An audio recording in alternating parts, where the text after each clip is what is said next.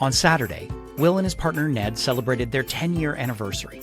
Will had been planning for months and at breakfast presented Ned with a gift. Can you believe it's been 10 years? Go on, open it. Inside, Ned found 2 tickets to the Broadway show he'd wanted to see for years, Hamilton. Oh, honey, that's amazing. Thank you. When are we going? Tonight. Our flight to New York leaves at noon, and we have 7th row seats for the 8 o'clock show. Meanwhile, back at the water cooler on Monday morning, a coworker of Will's asks him a seemingly simple question. So, what'd you do this weekend, Will? Will finds himself doing some mental calisthenics, and he's barely had a sip of coffee. The first question he has to ask himself is, have I opened up to this person? Have I told them I'm gay? Let's assume that the answer to that question is yes. The second question Will asks himself is, but have they got it yet? Are they educated, and do they have a level of awareness about LGBTQIA+ inclusion? Let's assume that the answer to that question is also yes. The result? Will gets to share his excellent adventure and starts work feeling energized and part of the team. Lapse time, 5 minutes. But let's go back to the first question. Have I opened up to this person yet? And assume that the answer is no. In this scenario, Will finds himself going through the panic of trying to hide his identity, sometimes referred to as code switching. Oh, not much. I saw a play with a friend. Do I know her? Is this someone you're dating? No, she's just a friend. So, what show did you see? Just a local production. But how was your weekend? In this situation, we find Will being evasive and lying.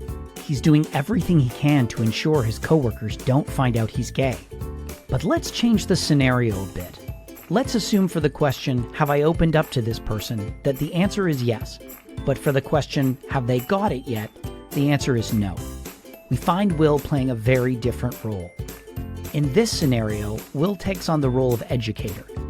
He finds himself dealing with people misgendering his partner, thinking of Ned as his business partner or roommate, and generally dealing with his coworkers' ignorance and lack of awareness.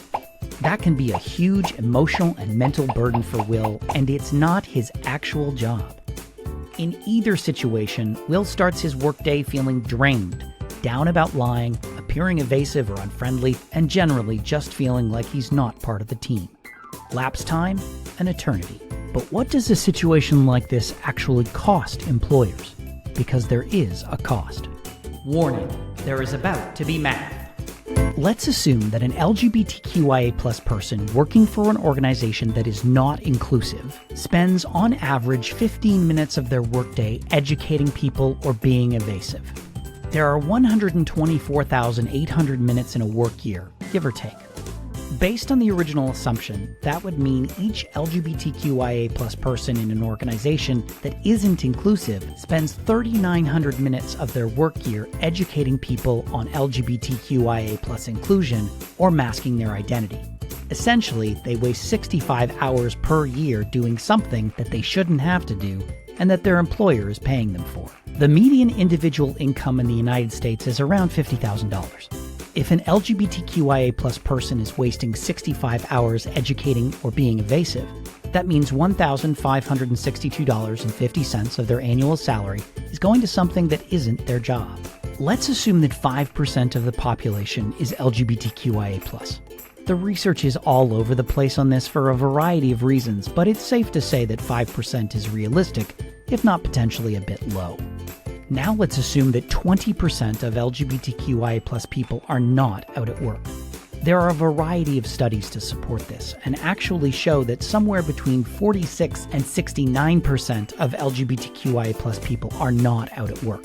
But to keep these numbers conservative, we'll stick with 20%. That means that 1% of the total workforce population is wasting $1,562.50 of their annual salary. The United States workforce is just under 166 million people.